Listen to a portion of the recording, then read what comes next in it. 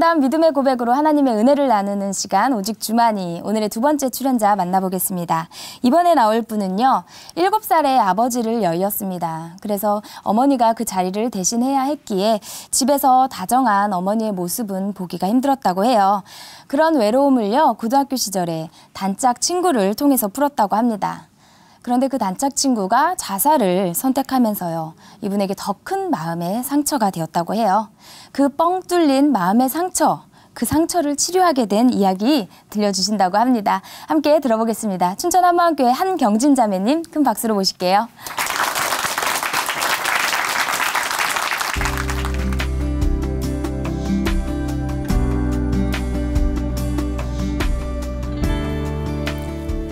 안녕하세요. 춘천 한마음교회 한경진입니다. 어린 시절부터 저를 그림자처럼 따라다닌 것이 있었어요. 그건 바로 우울함이었습니다. 우울해하는 저의 모습이 싫어서 일부러 더 행복한 척 씩씩하게 살아봤지만 다른 사람은 속여도 저 자신을 속일 수는 없었어요. 무엇으로도 채워지지 않던 빈 마음이 부활하신 예수님을 만나니 기쁨으로 가득해졌는데요. 그렇게 제게 와주신 하나님의 은혜를 나누려고 합니다. 7살이 막 시작되던 쯤에 저는 아빠의 장례식장에 있었어요. 그곳에서 노래를 부르고 있었을 만큼 아빠의 죽음이 크게 다가오지 않았던 것 같아요. 아빠가 돌아가신지도 모르고 노래를 부르고 있던 저는 초등학교 고학년이 되어서야 아빠가 없다는 것이 나를 주눅들게 하고 우울하게 만드는 일이 될 수 있다는 것을 알게 되었습니다. 그리고 아빠를 대신해 생계를 책임져 있던 엄마는 일을 하시느라 귀가 시간 일정치 않으셨어요. 일이 늦어질 때는 가게에서 주무시는 날들도 많았는데 그런 엄마를 기다리느라 저는 쉽게 잠들지 못했습니다. 밖에서 자동차나 오토바이가 지나가는 소리만 들려도 엄마가 사고가 나서 어떻게 되는 건 아닐까 하며 가슴이 뛰기 시작했고 그런 증상은 엄마가 집에 오셔야만 진정이 되었어요. 그래서인지 집안 사정으로 엄마와 떨어져 살아 했을 때는 그 자체만으로도 하루하루가 불안하고 우울했습니다. 또 고등학교 때까지 가장 싫었던 시간은 가정환경 조사 시간이었어요. 결손 가정에 대한 인식이 지금보다 더 좋지 못하기도 했지만 아빠 일이 잘 안 되기 시작하고 얼마 안 돼 죽게까지 되었는데 그것이 이 집에 딸이 태어나고부터라는 어른들의 말에 제 존재에 대한 자신도 없었거든요. 아빠가 계시지 않는 것, 엄마와 떨어져 할머니와 함께 사는 것은 제게 약점이 되었습니다. 하지만 이런 것으로 주눅드는 모습이 친구들에게 드러나는 것은 정말 싫었어요.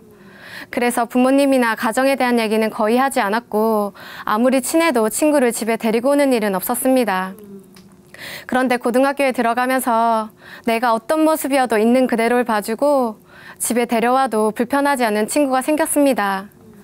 친구와 저는 보충 수업 시간에 몰래 빠져나와 맛있는 것을 먹으러 다니거나 바다로 놀러 다니기도 했고 비가 오는 날엔 우산도 쓰지 않은 채 걷고 놀고 하다가 감기에 걸려도 좋다고 웃으며 지냈어요. 서로 공부하는 것도 도와주고 힘든 일이 있을 땐 옆에 있어주는 것만으로도 위로가 되었습니다. 그랬던 그 친구는 고등학교 2학년 여름방학 후 자살을 선택했습니다. 제가 다니던 고등학교에는 매년 자살이든 사고든 고2 학생들 중 한 명은 죽는다는 전설 아닌 전설이 있었어요. 친구는 자신이 그것을 이어가겠다고 언제부턴가 말하기 시작했습니다. 하지만 제가 알던 친구는 힘든 일이 있어도 잘 이겨냈었기 때문에 강해 보이는 아이였어요. 그래서 때로는 많이 우울해하며 죽겠다고 말하던 것을 심각하게 받아들이지 못했고 너무 당연하게 친구와 제게 다음이 있을 것이라고 생각했습니다. 유서를 남기고 사라진 친구를 찾기 위해 몇 날 며칠을 애써봤지만 찾을 수 없었어요. 뒤늦게 발견된 친구의 장례식은 빠르게 진행되었고 그러는 동안 저는 제정신이 아니었습니다. 정신을 차리고 보니 화장터였는데요. 며칠 전까지만 해도 멀쩡히 있었던 친구가 한 줌에 제가 되어 나오는 광경은 허망하기도 하고 혼란스럽기도 했습니다. 가장 잘 알고 있다고 생각했는데 어쩌면 잘 몰랐던 것에 대한 미안함과 여기 되게 높다, 고마웠어 라는 문자를 받고도 마지막이라 생각하지 못했던 저를 자책하게 되었습니다. 하지만 더 힘든 것은 그 후였어요. 모든 것을 함께하던 친구의 빈자리는 날이 갈수록 커지는데 세상은 아무 일도 없었다는 듯이 금방 제자리를 찾아가더라고요. 허무하다고 생각했지만 저는 또 살겠다고 밥도 먹고 잠도 자고 하니 마음이 복잡했습니다. 그리고 언제부턴가 자려고 누우면 집 앞쪽으로 보이는 고층의 아파트에서 매일 누군가 떨어지는 것을 생각하게 됐어요. 이건 친구가 자살했던 방법이었는데요. 이런 생각을 하게 되면서 뭔가 모를 두려움이 생겼고 잠을 잘 못 자고 가끔은 심하게 가위에 눌리기도 했습니다. 여기에 환경적인 어려움은 더해졌어요. 엄마는 돈을 벌기 위해 노력하셨지만 혼자 버는 돈으로는 형편이 어려울 때가 많았습니다. 그래서 대학교 학비와 모자란 생활비는 제가 해결해야만 했어요. 방학이 시작되기도 전부터 어디서 아르바이트를 해야 다음 학기 학비를 채울 수 있을까에 대한 고민이 먼저였던 저는 때가 되면 해외여행을 가고 몇십만 원을 들여서 스펙 쌓기에 여념이 없는 친구들이 부러웠습니다. 그래도 하고 싶은 일들을 참아가며 아르바이트를 하고 장학금으로 학비를 채워갔지만 좋아질 듯 좋아지지 않는 가정 환경은 더욱 힘들게 느껴졌습니다. 그러니 생각만큼 따라주지 못하는 저의 삶이 너무 싫었어요. 할 수만 있다면 나보다 나은 다른 사람의 삶을 내 것과 바꾸고 싶다고 생각하게 되었습니다. 또 사는 게 정말 힘들게 느껴지는 날은 친한 사람들에게 마음을 털어놓기도 했지만 다음날 보면 나 빼고 다 괜찮아 보이고 다 즐거워 보였어요. 내게는 가장 아프고 힘든 문제가 남들에게는 아무것도 아닐 수 있다는 것을 알게 되면서 사람들 앞에서는 괜찮은 척하며 습관적으로 웃고 있는 날들이 늘어갔습니다. 그렇게 겉으로는 나를 포장하며 살아갈 수 있었지만 저 자신을 속일 수는 없었어요. 내 발행과는 다른 삶의 우울함을 어떻게 풀어야 할지 모르겠더라고요. 그랬던 제 우울함의 탈출구는 사람들과 술이었습니다. 저는 사람들과 어울리는 것을 좋아했는데요. 대학교에 입학하면서 자연스럽게 사람들을 만나는 자리가 늘었고 그곳에 술은 빠지지 않았습니다. 게다가 저는 술을 잘 마셨거든요. 소주 2~3병은 거뜬했고 그 이상도 가능했어요.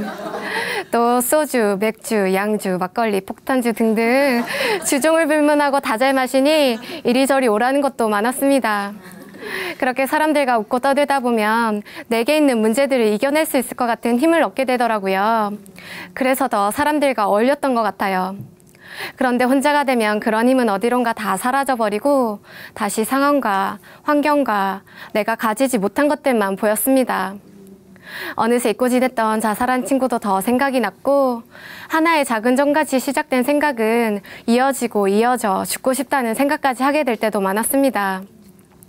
그러니 어딜 가도 누구를 만나도 편한 곳이 없었고 그런 것들이 몸으로도 나타나고 있었어요. 위염, 장염은 달고 살았고 급성 위경련과 심한 편두통으로 응급실에 오고 갔습니다. 그러니 살은 계속 빠져가고 웃어도 웃는 게 아니고 살아도 사는 게 아닌 것처럼 지내고 있었어요. 이때 우울함이 심해지는 저를 걱정하던 한 친구가 말씀을 전해주고 예수님이 부활하셨다고 얘기하기 시작했어요. 친구는 모태신앙이었고 저를 교회로 데리고 갔었던 적도 있었기 때문에 이런 얘기를 하는 것이 새롭지는 않았습니다. 그런데 그동안은 힘들다고 말하면 위로해줬었는데 이제는 어떤 말을 해도 말씀으로 풀어주더라고요. 가끔은 무슨 소리 하나 싶을 때도 있었지만 확신 가운데 말씀을 전하는 친구를 보면 뭔가 다른 게 있나 보다 했습니다. 그렇게 저는 친구의 권유로 춘천 한마음교회에 가게 되었어요. 처음엔 한번 가보자는 마음이었는데 이상하게 계속 가게 되더라고요. 그러다 보니 말씀도 들리고 찬양 예배가 은혜되고 또 지체들의 간증이 좋았던 적도 있었어요. 하지만 그런 기쁨보다는 교회를 오고 가는 것이 피곤하게만 느껴졌습니다. 무엇보다 내 상황과 환경은 더 힘들어 보이면 보였지 교회에 다녀서 이렇게 변했다고 할 만한 것들이 하나도 없어 보이더라고요. 그러니 몸도 마음도 점점 지쳐만 갔습니다. 한 번은 예배가 끝나고 나오는데 그렇지. 내 마음 하나도 어떻게 안 되는데 여기서 뭘 변해보겠다고 이러고 있냐.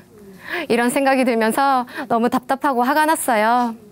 운전을 하고 집으로 돌아오는 내내 눈물만 펑펑 쏟아져 겨우 집에 도착했던 날도 있었습니다. 이렇게 되니 교회든 세상이든 어느 쪽으로도 속하지 못한 모습으로 더 이상은 못 살겠더라고요.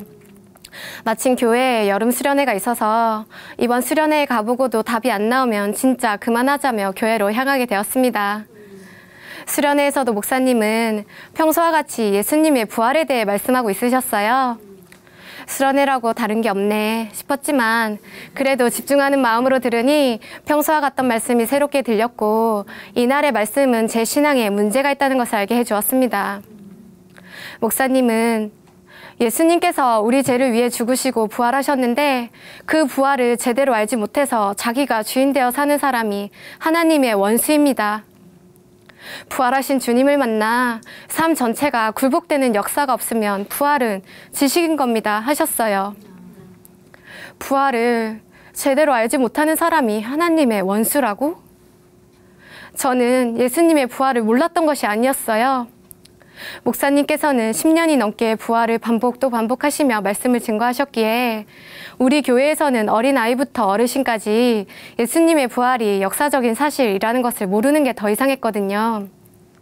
그런데 그날은 제대로 알지 못한다는 말이 확 바뀌었습니다. 그래서 저는 기도했어요. 도대체 예수님의 부활을 제대로 아는 것은 무엇이고 그것이 지금 나와 무슨 상관이 있는지 가르쳐 달라고요. 그렇게 기도하는데 작은 교회 일꾼과 교제했던 것이 생각났습니다. 눈앞에 펼쳐지는 문제 앞에 마음을 잡지 못해 말씀도 못 받고 우울해하는 저에게 일꾼은 새 피조물에 대한 말씀을 나눠줬어요.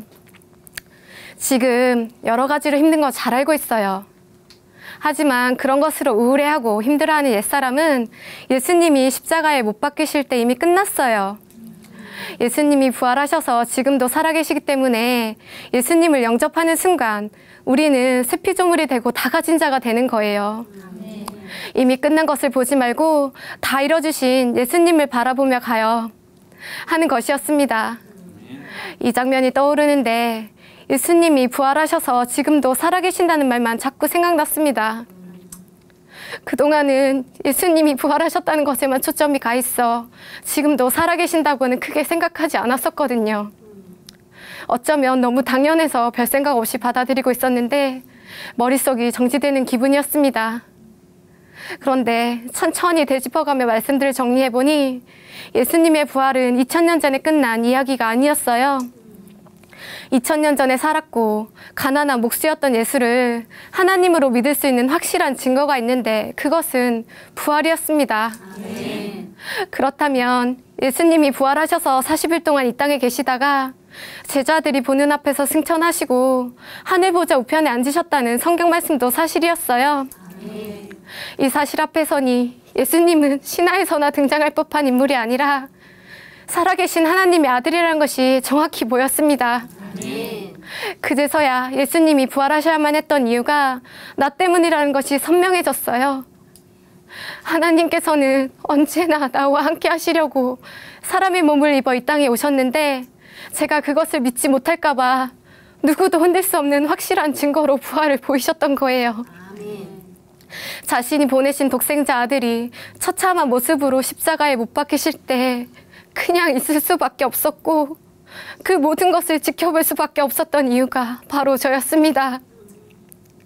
십자가에서 나의 모든 죄를 끝내시고 부활하셔서 영원히 나와 함께 하시기 위함이었어요. 이것을 위해 창세전부터 준비하셨을 하나님의 사랑이 저를 무릎 꿇게 했습니다. 그런 사랑을 부어주시는데 저는 함께 하시는 예수님을 보지 못하고 있었어요. 그래서 내 환경을 탓하며 하나님을 원망했고 그분의 말씀은 무시한 채 제 마음대로 살고 있었습니다. 그러면서도 하나님이 먼저 제 문제부터 해결해 주시면 그때는 믿어보겠노라고 하고 있었어요. 하나님 앞에서 어떤 모습으로 살고 있었는지가 보이니 통회할 수밖에 없었습니다.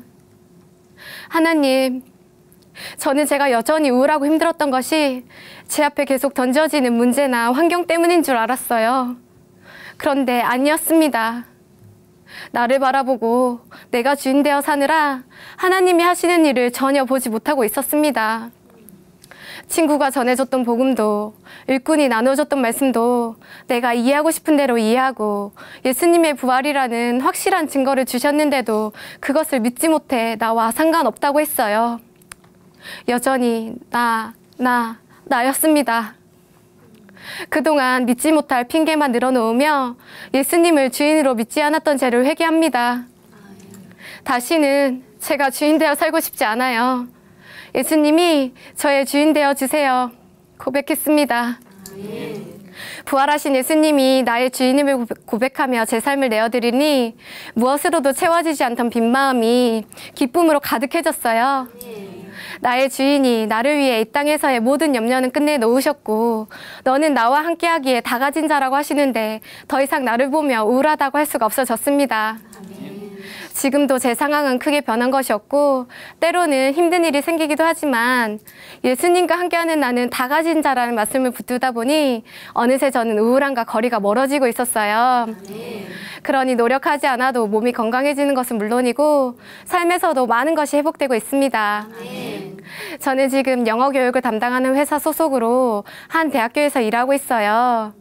혼자 일하다 보니 처리해야 할 일도 많고 회사와 학교 사이에서 신경 써야 하는 것들이 있어 부담되는 자리이기도 해요.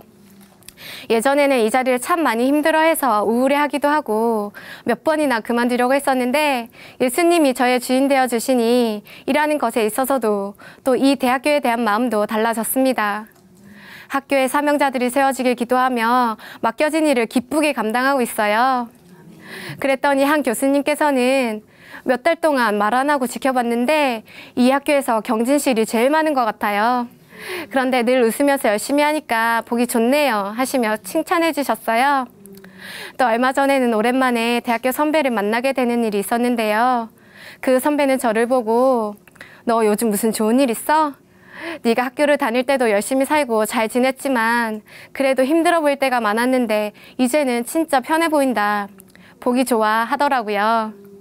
제가 있는 곳이 어디든 나의 주, 나의 하나님이 함께 하신다는 것을 생각하니 어떤 환경에서도 기쁘게 사는 사람이 되어 있었습니다.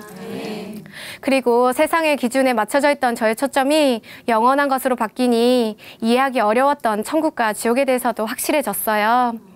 부활하신 예수님을 믿지 않았던 죄를 회개하고 마음의 주인으로 믿으면 천국 갈 수 있는데 이 쉽고 간단한 진리를 전하지 않아 소중한 사람들을 지옥에 보내기 싫더라고요. 또 이것이 온 나라 모든 사람을 향한 하나님의 마음인 것이 보이니 그냥 있을 수 없었습니다. 하나님이 저를 이 땅에 보내신 이유를 생각하며 만나는 사람들에게 예수님의 부활을 전했는데요. 그중에 친할머니에게 복음을 전했던 일이 기억에 많이 남습니다. 할머니는 중환자실에 입원해 계셨었는데요. 그때 저는 회사가 1년 중 가장 바쁜 시간이라 할머니에게 바로 갈 수 없었어요. 꼭 복음을 전하고 싶다는 마음만 가지고 며칠이 지나서야 찾아뵐 수 있었습니다.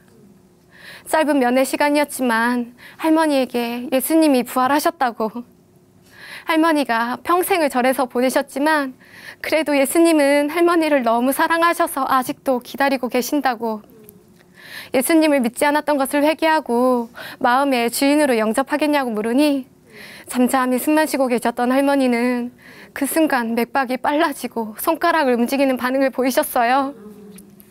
저도 믿을 수가 없어 몇 번이나 물어봐도 같은 반응이셨습니다. 할머니가 말씀은 하지 못하셔도 들으실 수 있다는 마음으로 반복해서 성경 말씀을 읽어드리며 부활복음을 전해드렸어요. 그렇게 할머니는 다음날 저녁 제가 지켜보는 가운데 너무 편안한 얼굴로 소천하셨습니다. 장례가 끝난 후 고모는 제게 할머니가 중환자실에 계시면서 보고 싶어하던 사람들을 다 만났는데 너를 못 봐 일주일을 기다린 것 같다. 우리 경진이가 임종을 지켜줘서 너무 고마워 하셨어요. 그 말을 듣는데 하나님이 저의 기도를 들어주셔서 할머니를 붙들어 주시고 영접하실 수 있게 해주셨음이 보여서 너무 감사했어요. 지금도 한 영혼을 귀하게 보시는 하나님 마음을 생각하며 예수님의 부활을 전하는 것에 마음을 다하고 있습니다. 저의 모든 염려와 힘듦을 가져가 주시고 기쁨으로 채워주시는 하나님께 감사드립니다. 제가 천국 앞에 서는 날 두 팔 벌려 환영해 주실 예수님을 기대하며 앞으로도 하나님이 기뻐하시는 삶을 살겠습니다. 감사합니다.